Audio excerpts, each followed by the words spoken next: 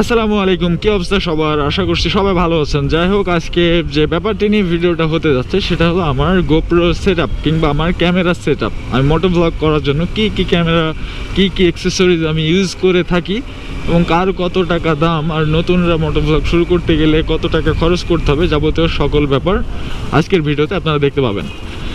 তো প্রথমতই একটা কথা বলি, আমি ইউজ করি গোপ্রো হিরো 8 ব্ল্যাক।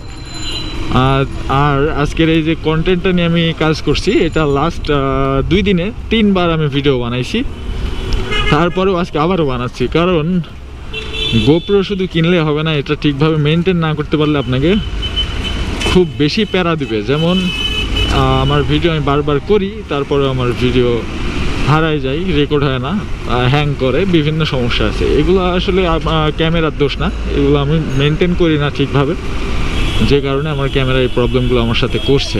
এনিওয়ে, তো যে কথা বলছিলাম, আমি কি ক্যামেরা ইউজ করি আপনারা শুনলেন, গোপ্রো হিরো 8 ব্ল্যাক, যেটা বাংলাদেশের বাজারে এই মুহূর্তে 30 থেকে 31 হাজার টাকা দাম যে কোনো জায়গায়।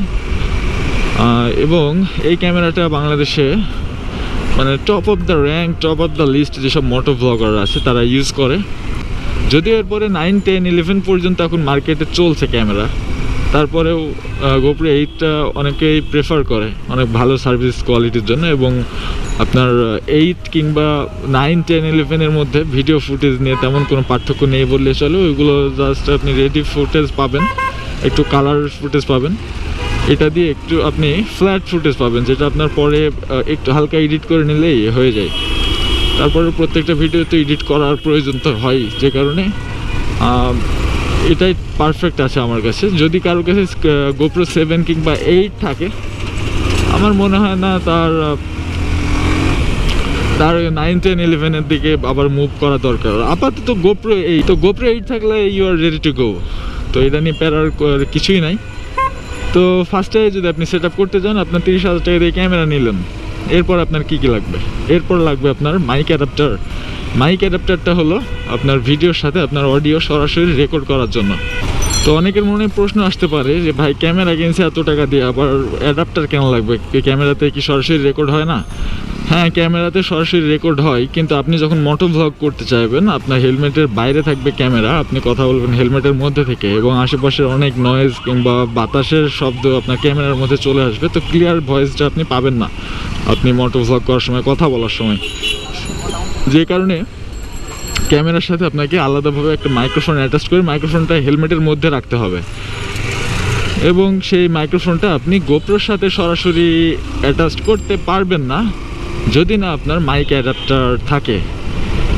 তো মাইক অ্যাডাপ্টার অবশ্যই লাগবে ভালো অডিও কোয়ালিটির জন্য এবং ইজিভাবে ভিডিও তৈরি করার জন্য। তো মাইক অ্যাডাপ্টারের দাম এই মুহূর্তে 6 থেকে 6,500 টাকা, আমরা 6,000 টাকা ধরে নিচ্ছি। তো আপনার ক্যামেরার মাইক অ্যাডাপ্টার দিয়ে চলে গেল 36,000 টাকা। এখানেও শেষ না, আপনি যদি ভাবেন যে আপনি ক্যামেরা মাইক অ্যাডাপ্টার কিনে নিলেন, ওকে, আপনি কমপ্লিট, বাট না, আপনার আরও কাজ বাকি আছে। যেমন আপনার লাগবে এসডি কার্ড কিংবা মেমোরি কার্ড।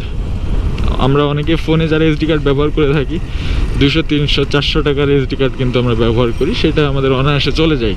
কিন্তু গোপ্রোর ক্ষেত্রে হিয়ার ইজ নো ওয়ে, আপনাকে আবারও টাকা খসাইতে হবে। আপনার গোপ্রোর হাই রেজলিউশন ভিডিও ক্যাপচার করার জন্য আপনার এক্সট্রিম প্রো কিংবা এক্সট্রিম মোডের কোনো মেমোরি কার্ড কিংবা এসডি কার্ড প্রয়োজন হবে, যেটার দাম 3 থেকে 4,000 টাকা। আমি 64 জিবিটা ইউজ করি, যেটার দাম 3,000 টাকা এই মুহূর্তে। এবং এই দামগুলো ভিডিওটা যদি আপনারা 1 মাস 2 মাসের মধ্যে দেখে থাকেন, তাহলে আপনি দামটা হয়তো এমনই পেতে পারেন। আর তাছাড়া বাংলাদেশের বাজারে তো কোনো কিছু গ্যারান্টি নেই কখন কোনটার দাম আপ ডাউন হয়। তো এই হলো ব্যাপার। আর পুলিশ নাকি ডন, যাই হোক, যে কথা বলছিলাম, তো এসডি কার্ড নিয়ে নিলেন 3,000 টাকা দিয়ে, তাহলে আপনার খরচ পড়লো 36,000 আর 3,000 39,000 টাকা। 39,000 টাকা আপনার camera, mic adapter, SD card, মোটামুটি আপনি এখন রেডি। আপনার এখন প্রয়োজন হবে একটা মাইক্রোফোন। মাইক্রোফোনটা অবশ্যই বেশি দাম দিয়ে কেনা লাগবে না, আপনার 200-300 টাকার কোনো মাইক্রোফোন হলেই ওকে।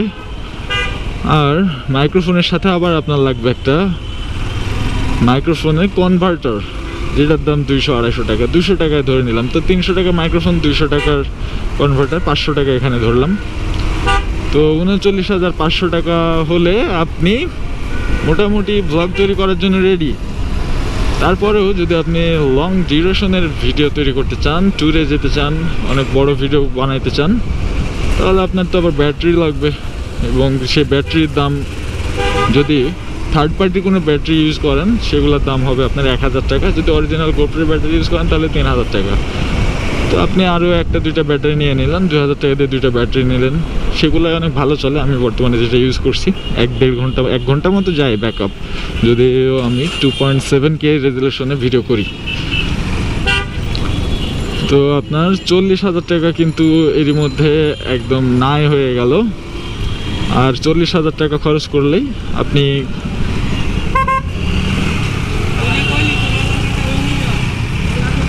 লুকিং গ্লাস এদের কেন দেওয়া হয়েছে? এরা মানে কি গরু না ছাগল? এক রাস্তা থেকে বের হয়ে সোজা আমার গার মধ্যে চলে আসছে, কোলে উঠবে আমার। তো যাই হোক, 40,000 টাকার যে সেট আপগুলোর কথা বললাম, এগুলা নিয়ে নিলেই আপনি মোটোভ্লগ স্টার্ট করতে পারবেন। আর প্রথমেই যে প্যারার কথা বললাম, যে আমার প্যারা দিচ্ছে মেনটেন করার ক্ষেত্রে, যদি আপনার কোনো সমস্যা হয় তাহলে আপনাকে প্যারা খাইতে হবে। যেমন মাঝে আমি 1.5 মাস মতো আমার ক্যামেরা ফেলায় রাখছিলাম, ব্যাটারি ক্যামেরার মধ্যে রেখেই আমি ভিডিও করছিলাম না, গ্রামে ছিলাম। তো 1.5 মাস পর আমি ঢাকায় এসে যখন আবার ভিডিও কন্টিনিউ করি, তো আমার নতুন ব্যাটারি দেখি নষ্ট হয়ে গেছে। তো এই ব্যাটারি আমার চেঞ্জ, আবারও 1000 টাকা দিয়ে ব্যাটারি নেওয়া লাগবে। ওই ব্যাটারিতে আমি বেশিক্ষণ ভিডিও করতে পারছি না। আর এই কারণেই আমার আগে কয়েকটা ফুটেজ, 3-4টা ফুটেজ আমি হারাই ফেলছি, যে কারণে অনেক ডিমোটিভেটেডও হয়েছি। কিন্তু ডিমোটিভেটেড হওয়ার কোনো কারণ পরে খুঁজে পাই নাই। ফার্স্টে ভাবছিলাম ক্যামেরার সমস্যা, পরে বিভিন্নভাবে টেস্ট করে বুঝলাম ক্যামেরার সমস্যা না, ব্যাটারির সমস্যা। তো এই হলো ব্যাপার। আর যারা মোটোভ্লগ শুরু করতে যাচ্ছেন, এসব সেট আপ সব কিছু থাকার পরেও আপনার আরও 2টা জিনিস লাগবে। সেটা হলো আপনার ব্রেন। আপনার ব্রেন কেন লাগবে? কারণ ব্রেন থেকে আপনার ভালো ভালো কন্টেন্ট আসতে হবে। ভালো কন্টেন্ট না আসলে পাবলিক সেটা দেখবে না। আর আপনার লাগবে ভালো কথা বলার স্কিল। আপনি যে কন্টেন্ট নিয়ে কথা বলবেন সেই কন্টেন্টের সাথে অসাধারণভাবে উপস্থাপনা, কিংবা পাবলিককে মজা দিতে হবে, কিংবা মোটিভেটেড করতে হবে। যে কোনো একটা ওয়েতে পাবলিককে আপনার ভিডিওতে ধরে রাখতে হবে। তো আমি জানি এই স্কিলগুলো আমারও পরিপূর্ণতা এখনও আসে নাই, আস্তে আস্তে আসবে, আশা তো লাগবে অবশ্যই। তো এই হলো ব্যাপার। এরপরে যদি কারো কোনো প্রশ্ন থাকে অবশ্যই আমাকে কমেন্ট করে জানাবেন, আমি আপনাদেরকে রিপ্লাই করে দিব, কিংবা পরবর্তীতে আবার কোনো ভিডিওর মাধ্যমে আপনাদেরকে জানিয়ে দেওয়ার চেষ্টা করব। তো আজকের ভিডিও এ পর্যন্তই। ভালো থাকবেন সবাই, অ্যান্ড আই এম আউট।